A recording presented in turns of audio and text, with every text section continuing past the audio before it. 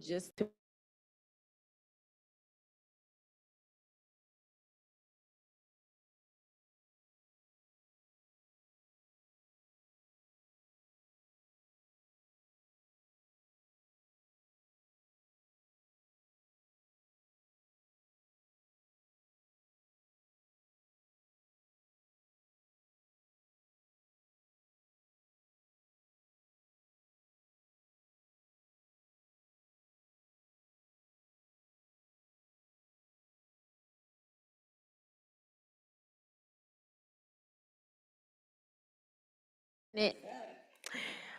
seeing a quorum, I got everybody's attention. Seeing a quorum of voting members, I call the June 11th Cincinnati School Board Committee of the Whole meeting to order. Treasurer Wagner, please call the attendance roll. Mr. Craig? Here. Mr. Crossett? Here. Mr. Lindy? Ms. Mapp? Here. Mrs. Weinberg? Here. Vice President Bolton? Present. President Moffett? Here. Thank you. The chair will now entertain a motion and a second to approve the June 11th Committee of the Whole Business Meeting agenda. Move. Second.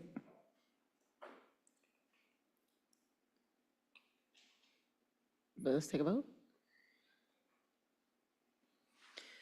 Mr. Craig? Yes. Mr. Crossett? Yes. Ms. Mapp? Yes. Mrs. Weinberg? Yes. Vice President Bolton? Yes. President Moffett? Yes. The evening's agenda is now approved. Superintendent Murphy, please introduce our first presentation. Yes, ma'am. Assistant Superintendent Chambers is going to bring us an update on Goal 4.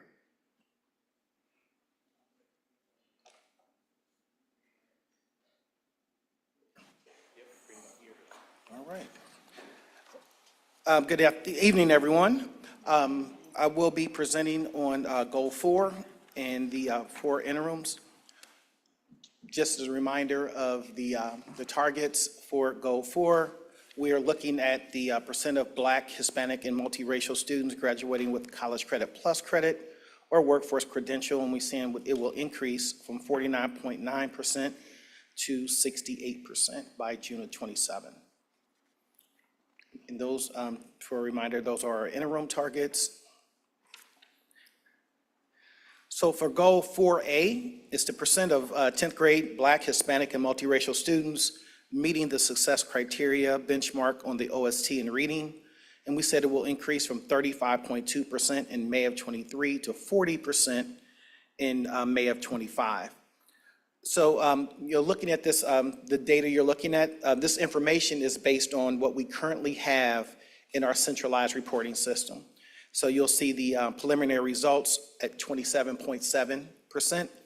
And in reviewing the same data from last year, the 23-24 data, and we looked at our goal, we saw an increase from the preliminary data to the final data, we saw a 12-point increase.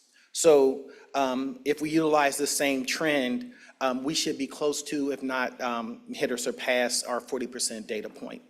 So the data that we had in 23-24, it will look a little different because once it gets out of the centralized reporting system and the final data that you will see on the state report card, once they take out the students that don't count against us that were tested, because this particular data talks about all students that were tested, not just the students that will count for our state reporting purposes. So with this, we are still on track because we will wait for this data to be finalized, and that will be when the state report card comes out. In Goal 4B, we look at the percent of 10th grade female students meeting the success criteria benchmark on the OST in reading, and we said it will increase from 49.5% in May of 23 to 55% May of 25. Again, this information is based on our fall to fall map data.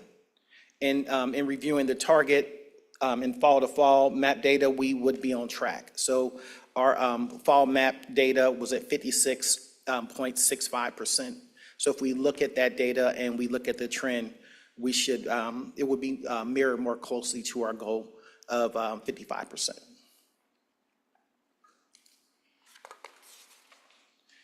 And goal 4C is the percent of eligible students enrolled in the CCP course. And we said it will increase from 19% in May of & to 30% in May of '25.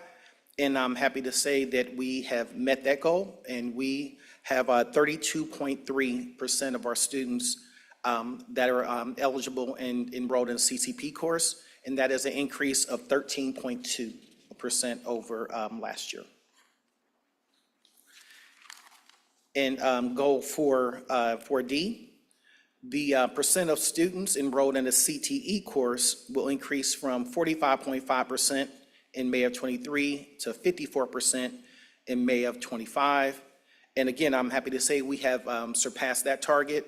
We have 56.9% of our students enrolled in the CTE course, and that is an increase of 10.8% over last year. And finally, our key takeaways. We looked at newly implemented school level College Credit Plus recruitment efforts. Each school had a letter of intent day or evening at the high schools and in the spring, and this has had an impact over our increase in CCP enrollment. And preliminary testing results seem slightly higher than the scores at the same time last year, but not as high as the finalized scores. So we are looking to focus on looking at an increase in the ELA as well. And finally, in the key takeaways, we had increased CTE offerings at the schools, and that has had a major impact over the number of students that are participating in CTE, because the offerings are more robust, so the students are taking advantage of those offerings. And our next steps, we just want to continue the outreach and the recruitment of new students to our CTE and CCP programming. And we're looking to develop ELA2 learning collaboratives, which will mirror our Algebra 1, Math 8, and Math 7 collaboratives, and offer that professional development for their teachers. And we want to continue to implement new programming for CTE, which would help increase the numbers of students involved in the CTE programming. And that is it. Okay, thank you. Board members, do you have any questions? Well, I do have a question, but I don't expect an answer right now. So on slide number 6, you mentioned that it's 32.3% of students eligible. It says, but is that the number of students that are enrolled? Is the 32.3%? Yes, the number of eligible students enrolled. Yes. Okay. So I do have another clarifying question, but I don't want it right now. So Okay. that's it. Any other board members have questions? Okay. I think you're going to get a lot of questions later, but Okay. just not right now. All right. Thank you. Do Board Superintendent Murphy please introduce our next presentation? Absolutely. So up next for school year 24-25, we'd like to give you an update on where we stand with graduations, scholarship awards that'll go into our initial state test data, and then we'd also like to give you an update a week into summer school where we are. Good evening. I was hoping to get the brevity award, but I think John might this time. So I'd like to start by just thanking all of you for participating in our graduations. We had over 19 ceremonies at 4 different venues and celebrated over 2,000 of our CPS seniors. So thank you for your time and continued support of our students and our leadership team. So at the beginning of the senior year, we survey all of our students around 3E data. Rob, can you go to the next? Thank you. I can keep going. So at the beginning of the year and at the end of the year, we collect our 3E data, which gives us an indication on where the students plan to go after they graduate from high school. So this is our 3E profile for our class of 2025 in the spring.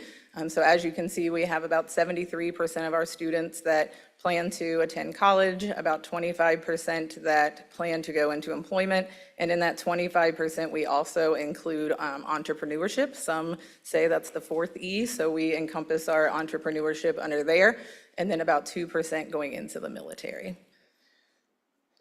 So it's just a few highlights from our 2025 graduates.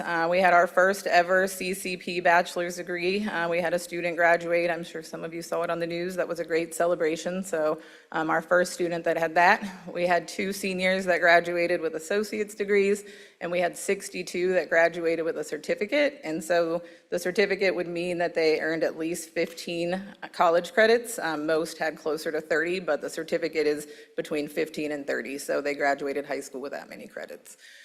We had 74% of our preliminary data shows that our class of 2025 had we had an increase of about 10% on the college career workforce readiness component. Still up in the air. We'll wait for Amanda and Kathy to tell us when that's going to be on the report card, but hopefully soon, because we've been making great strides there. So this year we were at about 63 unofficially, because the state hasn't released that yet, but we think we're going to be at about 74 based on the work that we've done. Also, we've seen an increase in the GPA in this class. For the NCAA, GPA has gone up about 0.35 points. So that was allowed many of our students to be eligible for more scholarships. We had, actually, it's already gone up, 155 adults that earned their high school equivalency or diploma, and we had 21 students that graduated from the Workforce Academy program. So both of those graduations were really, really touching to be at, because it's just different to see a different type of a graduation, and the Workforce Academy was new this year, so that was a really fun one to be at. When we look at our scholarship numbers, we had over $107 million worth of scholarships awarded to our students this year. We did highlight a couple of our key partnerships, some of the work that we've done with Miami, OSU, UC, and Berea. So those four CPS specific scholarships are $5 million for our students over their careers and college. So that's been a really great impact. We also had 392 students from this class that were awarded athletic scholarships. So Emily Maroney has a full breakdown of all scholarships, but even as of over the weekend, there were even more dollars. So we're just counting, like 107 million is still not final, because more and more scholarships are being earned. So really exciting opportunities for our students there. And then just a few things that we were reviewing our data, things that we want to think about next steps, just to continue our growth. We want to front end our FAFSA completion nights. FAFSA this year got off to a little bit of a late start from the government. So now we know that next year, as it's ready to go, we will start those FAFSA nights a little bit earlier in the fall, and get as many as we can done early winter. We also want to continue to expand opportunities for our high school students in athletics and enrichment, because we have collected quite a bit of data that shows that our students that are engaged in at least 2 enrichment activities have a higher attendance rate and a higher GPA. So we want to really try to expand those opportunities for our high school students. Also really looking at career tech opportunities on the west side. Western Hills and Dater High School have about 2,000 students on that campus next year. And really we need to expand programming because right now they can only service a small percentage of those students. So when we look at where we want to grow, we know that that's an area for sure to increase programming. We also want to talk about, or have looked at, we've already done a big expansion of industry recognized credentials through the advisory. So we've actually met with Maximum Potential to try to increase that number as well, which will impact students. It assists with their goals towards graduation, but also graduating with an industry recognized credential is really great for our students. And then also talking about strategies to engage our most vulnerable populations at earlier grade levels. We noticed that some of our students, when we look at our students that don't complete high school, most of them are dropping out in around 10th grade. So thinking about how to start engaging a little earlier in 9th and 10th grade and really start to monitor or notice, areas that we can improve there. Also working a little bit more closely with the counselors around implementation of the district-wide graduation tracker. Our counselors we're able to streamline this year where they're all using the same one. And really making sure that that stays in alignment with our EMIS team. They do meetings around the cohorts, and it's been pretty close. I think right now we were only less than 0.5% difference. So really making sure that we're able to keep that track and understand what we need to do at the school level, and really talking about 9, 10, 11. So that was something that we're working on. And then lastly, an area that we want to really increase our efforts in is checking in on the post-secondary. When a student selects that they're going to college, do they actually go? And also, if they say that they're going into a career, what is the career? Is it aligned to the career tech program that they graduated with? Or are they, just like in a career and they're exploring? So really want to try to increase our efforts. College and career team reach out, and they're usually able to capture about half. We would really like to increase that number when we think about post-secondary verification. So, thank you. Great, thank you. I see Board Member Mapp has a question. So thank you for the presentation, and I just want to highlight, thank you for that piece about the verification process for the post-secondary students, so that's another way to measure the success. So yes, we want them to be enrolled in these things, but to really give us an idea of where we are and how successful we are with implementing these different program options or pathways, that will be really helpful to identify if they are in fact in college, if they are, actively working in their skilled trade or in the military. I think that's a great opportunity for us to grow. So thank you for that. I did want to ask a few questions, and I may need Mr. Chambers to come up to you two can tag team. It was connected to your presentation as well around the CCP and CTE. So if we go back to the previous presentation, Rob, on Goal 4C.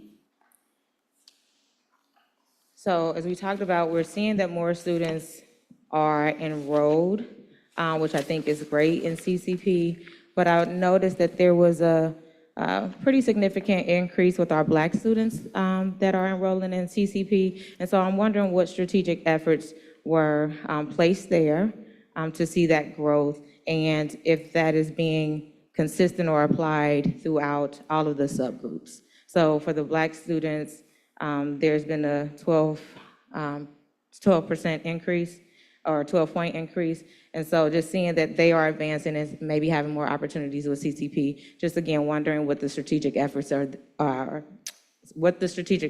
that's in place, and again, how that is aligning with all the other subgroups. Yeah, so I will talk to Emily to see if they did strategic outreach in the subgroup area. I do know specifically some of the components that they've been working on they added the college innovation pathway at Schroeder. So all of the students in that are now counted in our CCP.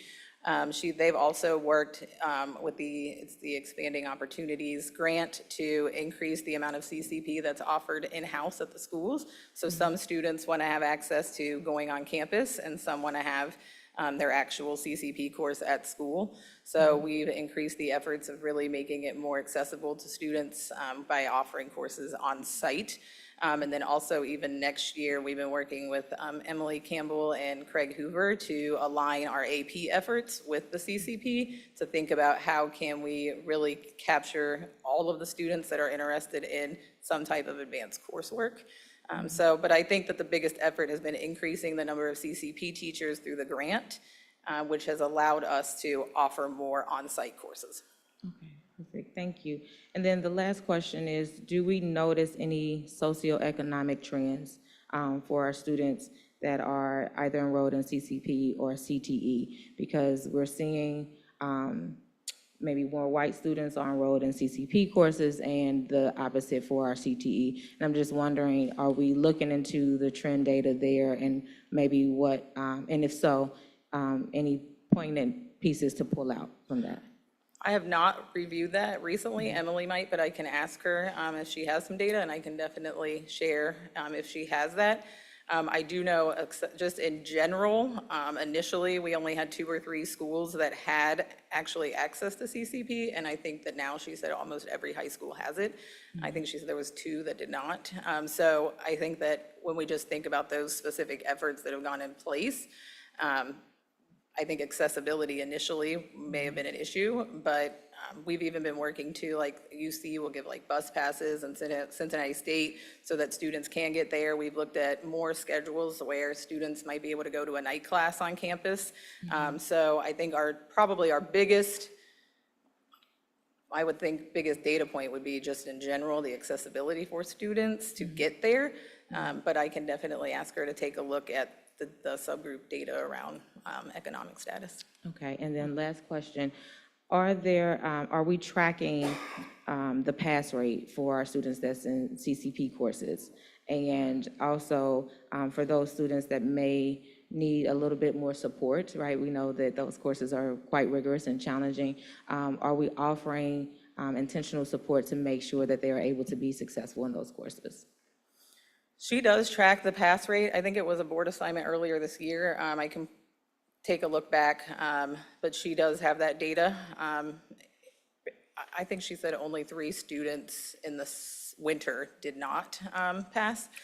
So, and I have to go back and look, but it was close to 98% that passed. But I know it really depends on the school. Some schools, like for example, like at Schroeder, they have a course that's specific to support the students before or after school. SCPA does. I'm sure Walnut, I think, has the study tables, or not the study tables, the intervention during the day. But I don't know that there's like an across the board effort around that. So that's something we can look at as well. Okay, and I think that point would be helpful too, as we talk about just that uniformity across the board with creating that access, but also that support too. Sure. Thank you. Thank you. Board Member Craig? I'll be pretty quick. I just wanted to hope, and I guess maybe in the future, we can also get some specific data about the students' industry-related certifications. If we can get a little bit more, I know that's something we've talked about with Career Tech, and while our students are getting more Career Tech experience, not all of them are leaving with an industry-related certification. And so I just hope maybe that's another thing that we can start to track better and provide that information out to the board, because that'll be helpful.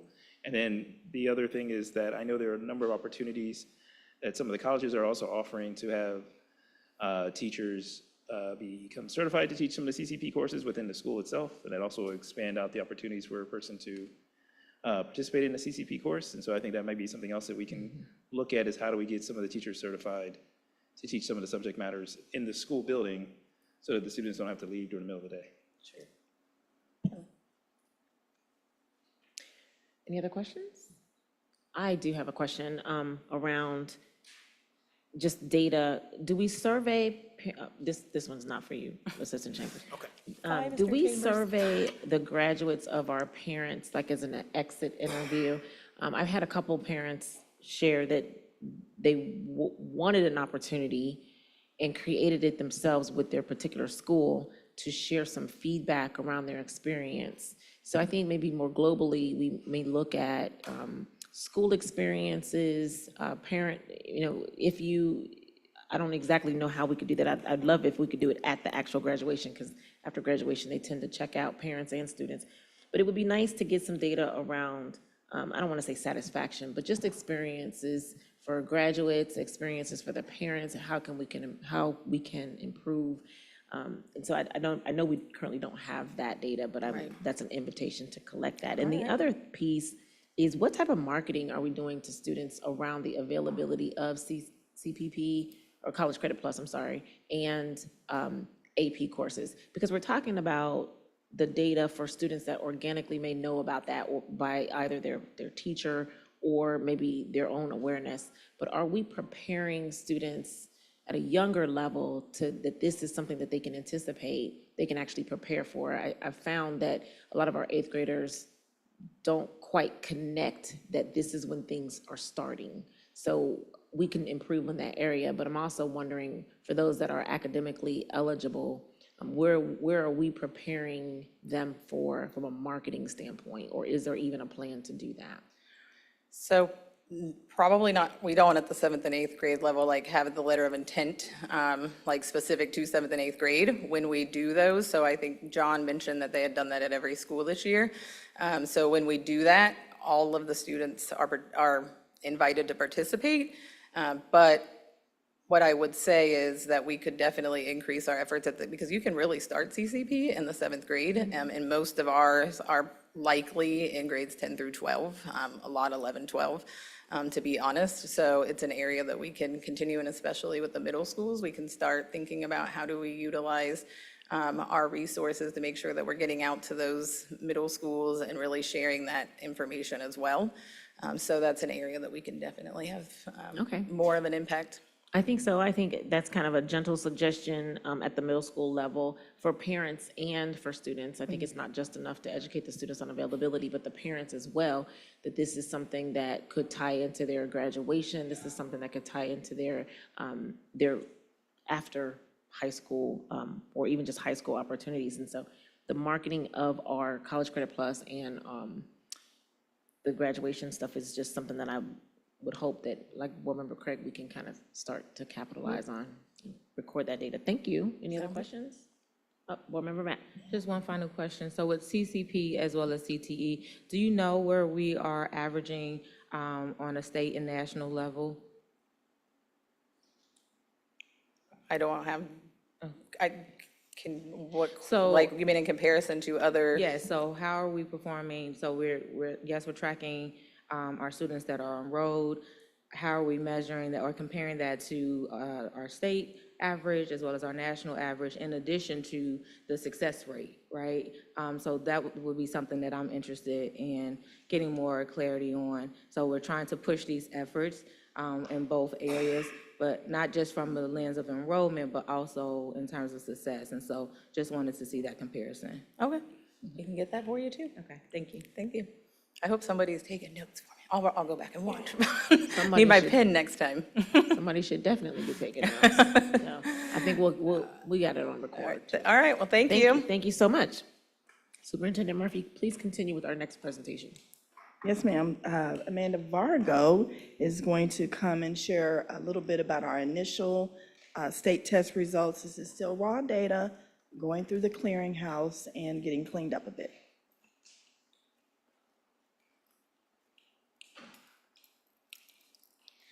All right, good evening, everybody. As Superintendent Murphy said, I'm going to talk to you about our raw kind of data dump for spring testing this year from our schools. Good, Rob? So just to kind of give some context and level set around this data, so this includes all students who tested in our buildings, not just those that will end up meeting accountability criteria that will count for us on our report card and accountability measures. So this includes high school students who retake end of course exams. This includes students who do not meet full academic year enrollment criteria, English language learners who've been enrolled in the US for less than 2 years who count or don't count on various parts of the report card.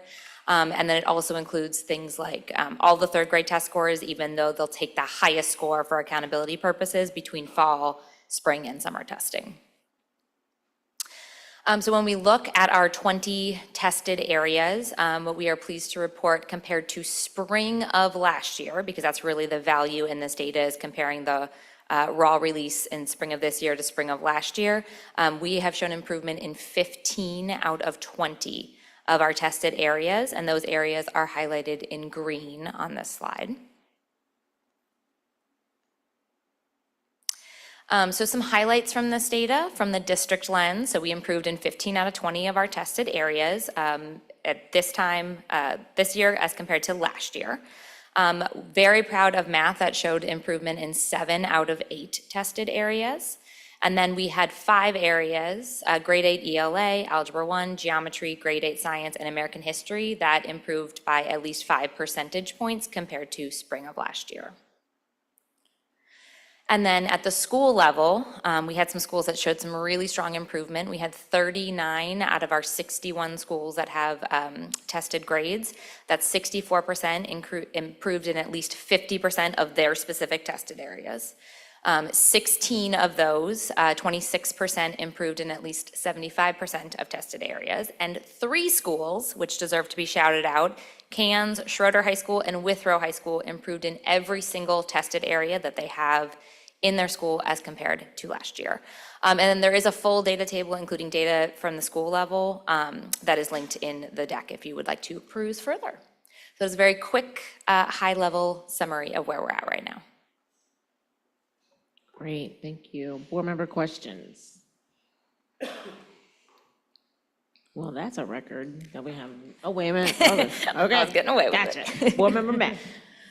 So just the clarifying question, so this is reflecting, on page 3, this is reflecting that throughout our district, these are students that are at a proficient or above grade level for these areas of growth here. They scored proficient or better on that respected test, yes. Okay, okay, thank you.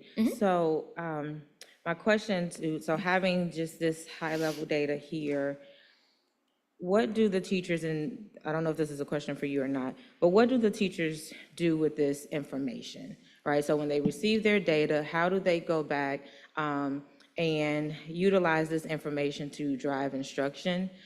How is this information communicated to the students, to the parents, and the community at large to help support the efforts to have that level of growth? So I'm happy that we definitely have growth, right? And so if there's already strategic things that's in place, if you could share that or some things that you all are considering. Because I want to make sure that we continue to see growth. So I'm curious to know, how does this information translate into those conversations within the actual schools to help further that academic growth? So I can only speak from my lens, which is a very narrow lens from the testing and assessment department, but we do a lot of work with school leaders, with teacher teams around data literacy, around kind of, what do these results mean? And then we do a lot of work around showing teachers, principals, school teams how to use the centralized reporting system, which actually offers item analysis and standard level analysis data.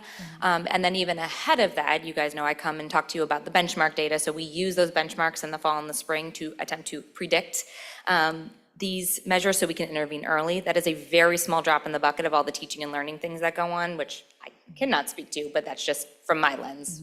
Okay, What I know is being you said done. from the, what did you call it, the standard reporting data? So it's the centralized reporting system. That's the state's portal that they release all of the state results into. And it's given an analysis of areas in which there were strengths and areas where. Yeah, it improvements were actually made. gives question by question performance of the students, and then it gives the associated standard. And then in July, they will actually release some of the test items, not all of the test items, but then teachers can actually go back and look at the item as compared to the standard and see how kids did on it. Okay, perfect. Last question. Sure. 'Cause I know you're the data person. Are we noticing any trends as we look at individual student data in comparison to school data and district-wide data? And I'll give you an example. So having taught 5th grade, I know that 5th grade is a very challenging testing area. Are we looking to see if that is showing or reflecting a challenge across certain schools or across certain, or the district as a whole? How are we making those comparisons and those analyses? So not at this time, at this level, because I think the value in those comparisons really come when we remove kind of the unaccountable kids and we get that kind of solid report card level data. Again, from our lens, we have several running trend sheets where we can see like benchmark tests as compared to spring tests year over year over year. And we teach folks how to do that. I can't really speak to like the teaching and learning side of that because that's just not my area of the house. But firm believers in data literacy and then being able to look at the trend data over time. The linked sheet in here actually compares centralized reporting system spring release data to accountable data year over several years, which I think is really interesting to take a look at. Okay, thank you. Yep. So I have a quick question for you. Rob, if you go to, it's the slide that where you can click on the link. It's kind of a little piggyback off of that, if you click on that data table. I don't expect this answer right now. Okay. So that's a clue, because it's a big question. it piggybacks a little bit off of board member Matt, but if we go to the far right at the very top and we look at 2024, or just look at 2024 and 2025 data for the spring, I'm very interested in the decline. So the 2024 fourth graders would be the 2025 fifth graders. Is that right? So when I'm looking at this, I'm looking like those fourth graders, 45 and 42% should be performing pretty good, because fifth grade seems to be a problematic year. I don't know why, but you guys do. But so I'm looking at their performance last year versus when they were in one grade versus their performance this year. And are we closing the gap? Are we going up? Or because to see just a little bit of percentage makes me want to dig a little deeper into why, is it because they're transient? But I'm looking at the data from that perspective. Last year's, or the 2 years ago, third graders, if it's good 2 years ago, or proficient, they should in theory be continuing to rise. And so that's the type of trend data that I'm interested in. I know you're getting ready to say something, but I would love to get a little bit more information about that, because I'm wondering why we're not seeing a significant increase over time from those same students. In theory, if those students, I understand we have a transient population, I understand it's complete data, but it should still show a pretty good trend. Yeah, I think what you're talking about is incredibly important. I'm smiling because in the principal PD last Thursday, we actually did this. We had them look at their cohorts from last year, and we said, okay, your fourth grade went up, that's fantastic, but did they go up from your third graders from the year prior? So we actually just did the session with principals, which was awesome. So yes, very important, very interesting to look at. The reason we are not looking at it that way now especially is because I really think the value in that is when we look at the accountable kids, because we're looking at kids who were with us for a full instructional year, year over year over year. And so I think that's where we'll see the value in that, is when the full final accountable numbers are ready, and then we can prepare something more. And I get a little squirrely because it's not a true cohort, even when it is the full academic year kids. So there's some danger in there, even though there's value in there. But we can certainly take a look at it, because I do think that is, if 50% of your kids were proficient last year and only 30% are proficient this year, that's a problem, even if they were same grade level went up, So there's a ton of value in looking at the data that way. And I recognize the cohort is not even, so I'm definitely giving grace, but I'm just wanting you to know where my thought process is, because then I go to look at schools, because to board member Mapp's question, we should be able to look at what schools are actually increasing that particular cohort. In theory, there may be some additions or subtractions, but that second grade cohort, we should be able to see an increase and to see where it's stagnant and to see where we need to put more resources. Clearly, overall, fifth grade is a year that's demonstrative of some challenges, but I don't know if that's across the district. I don't know if that's across certain schools, and that's where and then I'm wondering, are we putting resources there? Are we putting the correct resources there? What changes, one or two, are we making that could be implemented across the board? And likewise, where are we cutting? So, thank you. When will we get the accountable data? So that will be final, right before the report cards come out in September. I will say, if we're really looking at, improvement data, the progress data that comes out with the report card does some of that for us, and it's done in a very statistically rigorous way that is way beyond my capacity. So there's probably some value in looking at some of that too. That may be a little bit easier, but we'll take a look at all that. But that would not be until October that data comes out. Well, it's good. It sounds like you all are kind of looking at it from a PD standpoint too, so that's great too. Thank you. Vice President Bolton, you said no questions. behaved You said very no well. questions. See, I told y'all we would be getting lunch right now. No question, this is a comment. I'm interested, you mentioned the 3 schools that have done so well in all the categories and what have you. And I had a friend who likes to look at this kind of stuff, and actually was very interested, and maybe you could share either now or later, or the superintendent can. I'm very interested to see if there's been any impact on Schroeder, both Schroeder High School and also Schroeder's early grades since we had that split. And they've been now in a testing regimen, if you will, in both of those buildings. So it'd be, if, has anything kind of been able to look at? Has it had a positive, negative, no impact, or, and you don't have to answer tonight, because I'm not allowed to ask a question, but it's my comment. It's a comment with a question mark, okay. Well, it's an N of 1 right now because we have 1 year's worth of data. Right, But Shorter absolutely. Middle School went up in 4 out of their 5 tested areas compared to, again, spring release of last year, which is 80%, and then Shorter High School went up in everyone. So I would say preliminary data is looking good. Excellent, thank you, Okay, that's good. thank you. Thank you for your not question, not question. And that was not an Appreciate answer. that. Wasn't even an answer. Any other questions, comments, concern, Board Member Matt? Thank you. I just want to piggyback off of what you brought up in terms of the cohorts, and this is probably more for Superintendent Murphy or Mrs. Campbell.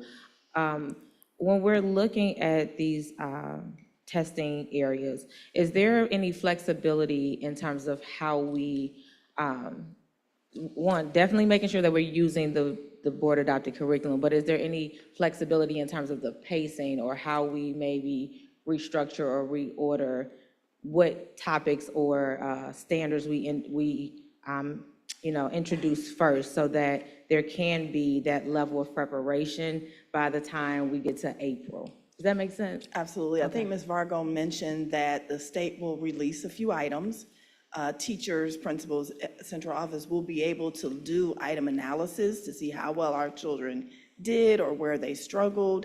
And then we create a bank of questions or practice opportunities for them to use either during an enrichment or a remediation period during the school day. We have already started, as Ms. Vargo mentioned, with the professional development around this. We have already started looking at what our instructional plans will be for next school year based on where we are right now and things that we learned along the way. We've already started looking at our professional development to address exactly what you're saying and to address where we are with our data, including the 5th and the 6th grade.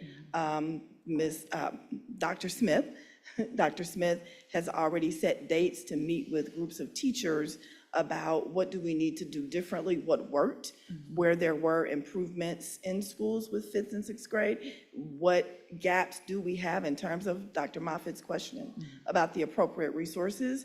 We know that that's going to be helpful because that's exactly where we started this year, about this time last year, with the Algebra 1 teachers. And so we believe getting that input from them, what works, what didn't work, what would you like to see happen, is going to help us to improve those scores in those other areas too. Okay, thank you. That's really helpful because Yes, we ma'am. know starting main idea at the end of the school year is probably not the best thing, but No, you know, we're introducing going. those things early. We're already moving, yes. And we've already done a little celebrating too, so. Thank you. Thank you very much. Superintendent Murphy, please continue with your next presentation. Oh, we want to give you an update about summer school. And Julia Indalacio, bless her heart, ooh, she already said she was ready to pass this off for next year, but she's done such a great job. Thank you. Good evening. Summer school. So I want to first off thank Emily Campbell for doing such great work around summer school also.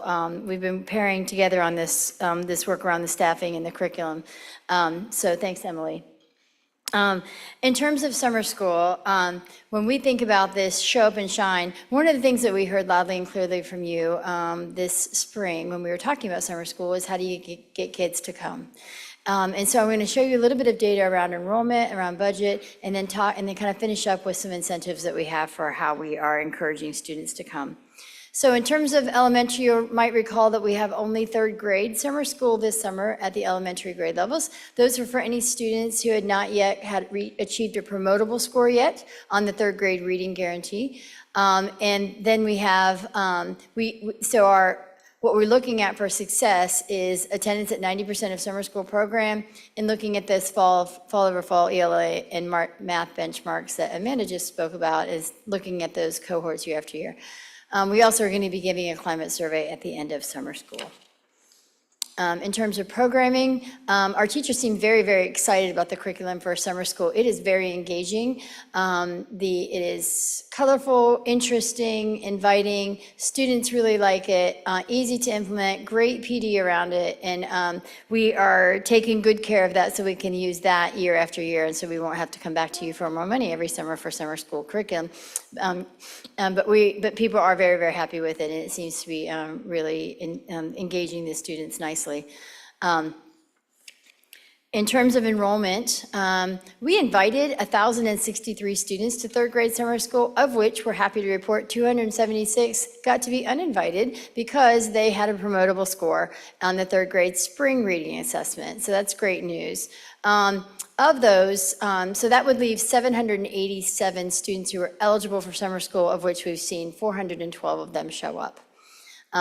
So we feel like that's pretty much on track with what we expected and how we staffed. In terms of looking at, staffing, so to teach those children, we hired 65 teachers for third grade, and that included teachers and intervention specialists. We also hired one para per building to kind of help with lunch and breakfast and buses and that sort of thing. And then we, of those 65, we only surplused 4. So I'm very happy with that number because in the past we've had lots of issues around surplusing and then people get upset because they had the summer money, et cetera. So we're real happy with that number in terms of it being close to what we predicted. And that's always just a good situation for us to be in from an HR lens. In terms of high school, again, high school has a different incentive to come because this is really going to help them to get their credits and in their skill building built up. We are really looking at counting those numbers of credits that were recovered in summer school, as well as looking at their beyond the tassel activities and what they got to participate in. And then finally, those parents and families too will get a climate survey to kind of look at how they felt like summer school met the needs of their families. Summer school is really looking at personalized need using the platforms that we have in Edgenuity, but leading with the teacher. So if you can go one slide, thanks. But leading with the teachers, so the kids are not just coming in and sitting on a computer and going to work. We really need the teacher to be engaging. And so the PD that we offered in front of that was how do you both use teacher-directed lessons while using the Edgenuity platform? How do you both teach a group of students as well as move individuals along as they need to be? So that was the feedback, and I'll tell you the PD was well received and people were very excited about it and have been very excited about the teaching that's happening there as well. In terms of the enrollment, this is a little bit harder to look at the numbers because students may be involved in more than one course. So what I can't tell you today, but I will be able to tell you, is how many individual students are coming to summer school. But what I can tell you is how many students are enrolled in each of the courses. So a student could take as many as 4 courses a day because there are 4 blocks. And so you can see that they're pretty well populated. We actually have a bit more students coming than we anticipated, so we're happy about that. We still had the right number of teaching faculty. We did not surplus any teachers at high school. We simply moved, we surplus 1 English teacher. We moved 1 teacher from one building to another where math was higher. So they were, Schroeder needed an extra math teacher, and thankfully we had one. And so those kids continued to learn math from a math teacher. In terms of staffing, here's what you have in terms of staffing. So you have a good idea of how many teachers we hired. For most buildings, they had 1 of each of the major content areas, and then some buildings had specific things like we need Latin or we need a Spanish teacher. So those were some specific pieces. And then we had intervention specialists at the buildings, paras at each of the buildings, and you can see the surplus, the over and under was very minimal, just 1 surplus at those grade levels. So in terms of special programming, we also offered extended school year. This is not summer school because extended school year is a requirement, and so it's compulsory based on the child's IEP, but those were offered at 4 of our elementary schools and 1 of our high schools. Those are individual services, and those are provided on site. We are excited about our English language learner newcomer program. 10 days at 3 of our high schools and 3 of our elementaries that had significant newcomer enrollment. This really helps students to get feel more confident with their conversational English, as well as kind of getting more ingrained in the culture here, as well as some foundations of reading. So this is really important work with smaller groups of kids this might give them a really nice jump start for next school year. In terms of transportation, all of our elementary students are on yellow buses, 760,000. We have bus monitors. The White Fleet was doing the work of providing one-on-one transportation. We had some fuel costs, and thankfully the Metro passes for the high school students didn't expire until the end of June, and so we've had to not spend extra money on Metro. And there are a few schools, if they went to a different high school if they went to a different summer school high school than they were enrolled, then we provided them with some passes so that also was not an additional cost. And I know that we were asked to sort of, just comparatively to past years, how much does summer school cost? We're relatively the same amount of money as we were last year. This is our budget. This isn't our actuals yet. It's a little hard because we're in the moment to get actuals. We'll, of course, have that for you in subsequent meetings. But you can see the days of when we were doing more of summer programming and where lots and lots and lots of kids were involved in all different kinds of grade levels. And we've peeled back from that to offer just third grade and credit recovery, but we're still pretty proud of the number of students that are showing up and coming and earning their credits and advancing their learning. So our immediate next steps are that we want to develop a plan to verify attendance. Some of the schools were reporting they had 40 kids showing, but maybe only one student showing present and focused. So since we've gotten that data, we've also done some course corrections with making sure people knew how to do summer school attendance in the moment. We also need to figure out how better can we disaggregate attendance by program. So while it's great to know how many third graders showed up, if a third of those third graders were for a newcomer program, that doesn't speak to our numbers as well. So we really need to figure out how to disaggregate those programming. We still have 11 more days of summer school. We're going to be proctoring the OST for grade 3 next week, and then, the week after next. And then finally, we'll be sharing the climate survey that last week of summer school. Just a couple more things.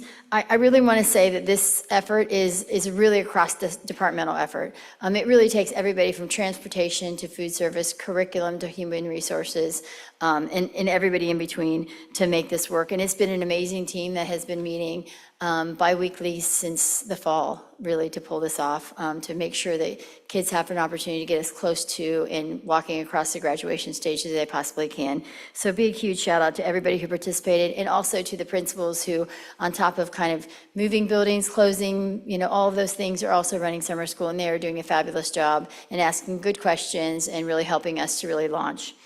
Finally, I want to thank our community partners. FC Cincinnati, the Reds, and the Bengals all have donated really nice swag bags and tickets to games, and even like a tour of TQL Stadium, which signed me up because for our best students, because we said we need some ways to encourage kids to come. And so mascots are visiting schools, and every week they have winners, and they were given some little tickets sort of to mark their attendance. And some schools have them hanging on the walls, and kids are actually putting stickers and stamps on those each week to encourage them to attend. So that's paying off, and we really appreciate our partners stepping in and the athletics department really working with them to make that happen. Thank you. Great. Do board members have questions? Board Member Crossett. Yes. How will you measure the impact that summer school makes in improving the education for these kids? How do you know if it's helping? Sure. For high school, it's a lot easier, right? Because they either earn their credit or don't. And that's the bulk of our summer school kids are high school. So for us, that measurement is in credit recovery. How many credits do we recover? That's part of it. For the kids that are beyond the tassel, Some of that will come through climate surveys, also just kind of the experience that they've had. And that program is in part for workforce readiness as well as to encourage them to want to be a part and to come to school and give them a rationale for learning. For third grade, we will be giving the testing the last week of the term, and so that will help us. We'll be looking at fall data to see. We do know that from last year's fall data, the kids that attended summer school had a better outcome on that fall assessment. Emily, am I speaking that correctly? Not the third week, not the last. Thank you, thank you. I don't want to, because I think the last week part was wrong, but. Yeah, that's okay.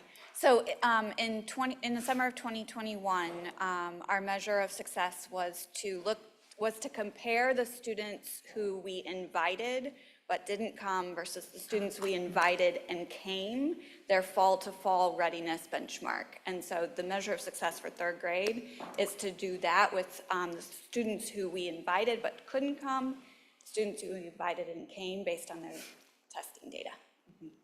Yeah. Thank you. Great. Any other questions? Yeah, sure. Thank you, Brett. Thank you. Thank you so much. Thank you very much. Appreciate it. Absolutely. Superintendent Murphy or Treasurer Wagner, please continue with the next presentation. Yes, ma'am. So Jeremy is going to come and talk to you about where we are with our current enrollment, and then also give you a word about comparing that to the projections that we set earlier in the school year. Thank you, Superintendent Murphy. We have some exciting things going on in enrollment, so I'm really happy to bring this update tonight, or that could just be the numbers nerd in me coming out. I can't really tell you. Go to the next slide, please. So a lot of the board members will be familiar with the slide deck tonight. This is basically built on the year-over-year slide deck that we do every year for our update of enrollment. The first slide shows you the long history of CPS enrollment, starting back into the school year for 2003, running through present. It is starting to get a little crowded, so we may have to look going forward on starting to shave some of the years off the beginning there and make it a little more legible. But you can follow that across, so you can see both CPS, the non-public, and the charter school enrollment year over year. At the end, a couple of things to call out. You'll see both the projections based on the growth plan that we had earlier in the fall and winter, as well as the spring projection that we're looking at now in the blue line of 34,613. We'll talk a little bit more about those in a second. The most important number on here, and when I see it blown up, I realize there's a typo in it. It's terrible. So the new thing that you might notice on here is the little green line between school year 24 and school year 25. So traditionally, this is all built off the October 15th snapshot, or the state ADM. That's the average daily membership, fancy way of saying enrollment. And that's used in a lot of calculations throughout the year. So over time, we've always tracked our enrollment throughout the entire year, but this was really a snapshot in time that we use for a lot of calculations. So going forward, we started looking at what does that enrollment trend look like over the course of the year, especially towards the end of the year, so we have multiple points of data to use in our projections and calculations. So that green line represents spring of last year compared to the fall of last year. So we started last school year at 34,917, and we ended at 34,231. And that really replicates what we've seen about a 5-year history trend, is that we start at our highest number. And while individual schools have different patterns, we as a district tend to start high and slowly decrease throughout the year to end lower than where we started. That has been a 5-year trend that we've seen pretty consistently. This year, and why that number is important, and unfortunately it says 34,932, that should be 34,632. So I apologize for that typo, and we'll get it fixed. But what's different this year, as you notice, we did not see that decrease. So we did see a decrease through our normal cycle up until around December, January. But from that point, we recovered and ended essentially with where we started. This is the first time we've broken that trend in 5 years. And I think that's very significant for us going forward and looking at our projection for next year and the changes. Next slide. So the next two slides are still based on. I'm sorry? Is preschool? I'm sorry, preschools aren't in those numbers, that's just K-12. No, that is preschool through 12. Thank you. So the next two slides are still based off that October snapshot for now because the comparative data is where we have it from. So the CPS enrollment change year over year, looking at our decrease around that October snapshot from last year to this year, would have been a negative 275 students. Also keep that in mind for just a second later. Next slide. Looking at our market share, there was some pretty significant changes in the way the state funding reports come out a few years ago, which makes it much harder to calculate what everybody's enrollment is and how to compare our market share of that. So that's where you can see the numbers change pretty significantly in 22, 23, I shouldn't say significantly, but relatively to where they had been historically. And it kind of caused a reset. But you can see we are still fairly consistent from last year to this year in our overall market share compared to the non-publics and the charters. Next slide. So this is really where all of those small tidbits come back to talk about. So if we look at the October snapshot that we talked about, and we only use that for our projections like we do every year, that gives us what we would call the first projection of this year, the baseline. That would be as if we did nothing different, we just used the normal data, and we weren't considering the growth plan. All of that before then. We would have only been capturing that continuing decreasing trend year over year for the past 5 years, which means our projection for next year would have been 34,489. Again, showing another decrease. In the middle of the year, around the growth plan, we talked about several times during those presentations, we switched to a seat-based model. So instead of counting just for the student population, we were looking at the number of seats we needed within all the adjustments to make sure that we had the options available for our 7th graders, our 9th graders, as well as the middle school as they were transitioning to be able to offer all of the options we needed to, as we also began enforcing the separation between the 3 corridor model. So all of that inflated that number slightly to be based on seats instead of students. This is where we did the original staffing planning, and this is how it relates back to some of our budget discussions now for all of our schools. So that number was 35,864. Now that we have moved into the spring, we have a lot more real data that we can work with. So we have the school selection process is completed. We know where those students have selected to go. We know where the students have been assigned that didn't enter the lottery. We know where the matriculation roll-ups, as well as a whole host of other factors listed out here that we can take into. So while the spring projection is still a projection, like there is still a lot of moving parts, it represents the closest to a real enrollment number is what we could expect for next year. So that's 34,613. Really, the biggest comparison here is not from the growth plan, because we know where that number came from on the seats, but really looking at the baseline projection, if we had only been counting that 5-year downward trend and not offsetting it and seeing where our trend had changed within the year compared to the spring projections where we account for everything. And that number is actually 124 students in the positive, which brings us to our projection being much more in alignment with ultimately where our enrollment was at the end of this year. Any questions? Board Member Craig. Just really quick, and it's not so much a question, but I think it's just a thought for us to keep in mind still, is that I think while it is good to see some growth in the numbers, I think we also have to recognize that is for next year and the potentials for year after year, what we will see as far as the trends go is another thing I think we should be paying a little bit more attention to, because I think there are some factors within our community and our environment that will affect whether or not the decisions parents make as their child moves up past that 6th grade into 7th, because that's where we do tend to lose a certain amount of our student body population. And so it's whether or not we can retain those folks going from 6 to 7 that will make a difference in some parts of our the enrollment numbers. The only other thing I would say, and I think this is really helpful, I think it'd also be helpful for us to see in some levels the corridor number. Because I think the other part that we may be misseeing is that some areas may still be losing population while one corridor may be growing in population. And that doesn't necessarily help us out either, because that means more students in one space for which we would be having more overcrowding in the schools. And then we have another part of the district where we're having staffing levels where we're probably not necessarily supporting the right number based on the number of students that would be there. So I think that's the other part of the enrollment number that I think would be helpful is the corridor patterns that we're seeing. Yeah, I think that's a great suggestion. I said any data that we can add along the way to help us get a more realistic number so that we know year over year what our projection and enrollment looks like, and we have to do much less movement during the year, which affects our teachers, our staff, and our students, the better it'll be. And I think that's another great call out that we can add to those data points that we're using. Other board members, questions or comments regarding enrollment for Jeremy? I have I guess a question now, I'm not sure. We always used to talk in terms of market share as well. I'd like to be able to see that a little bit as to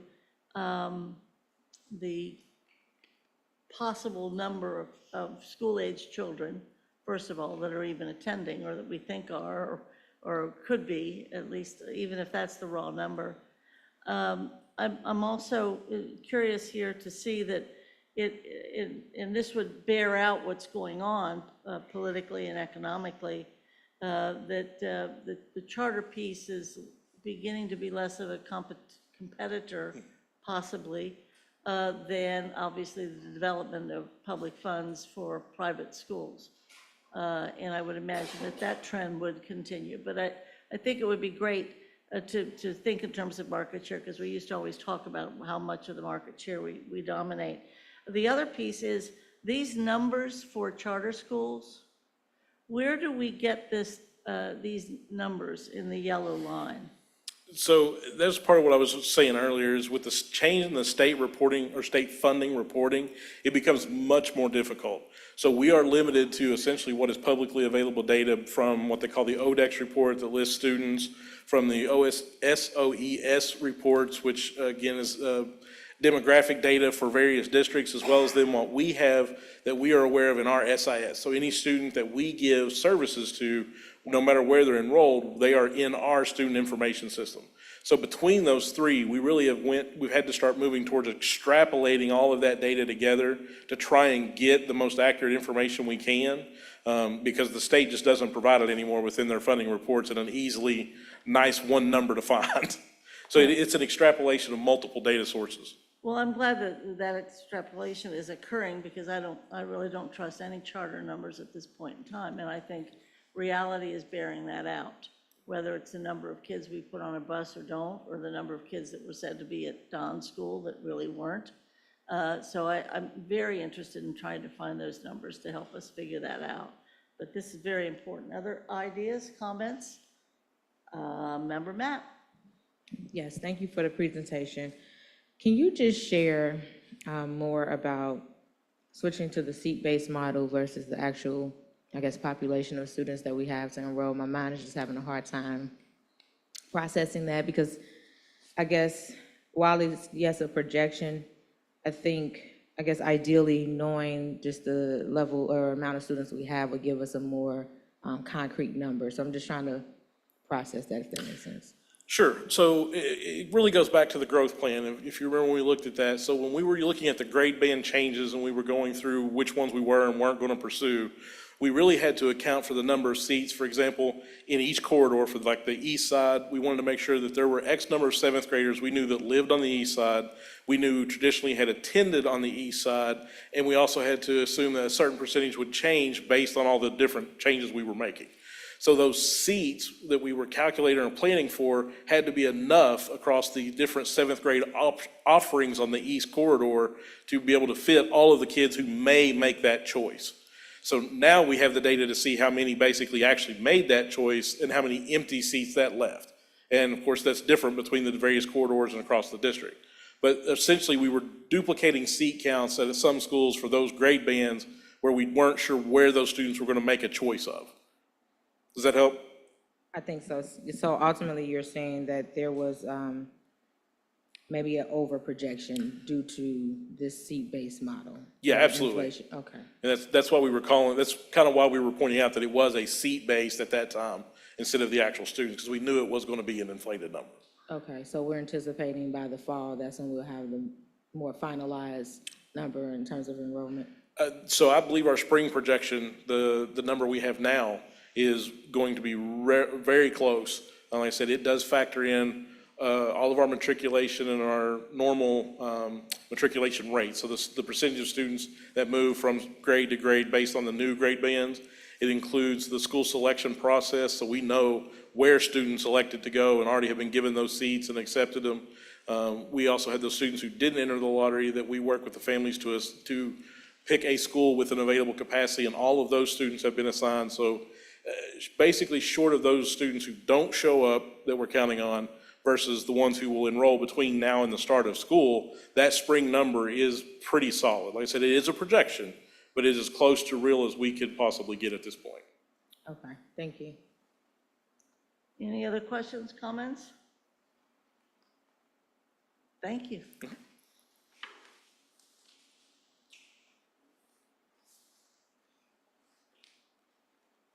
Do we have another presentation? I hope not. Well, we got 3 minutes.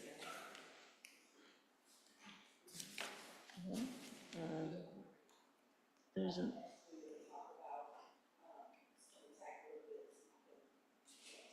And that's 6 minutes.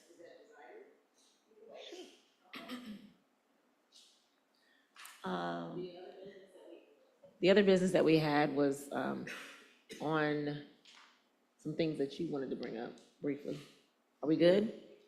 Look at this. This is cooperation. Do you want to talk about it like in 6 minutes? Superintendent Murphy?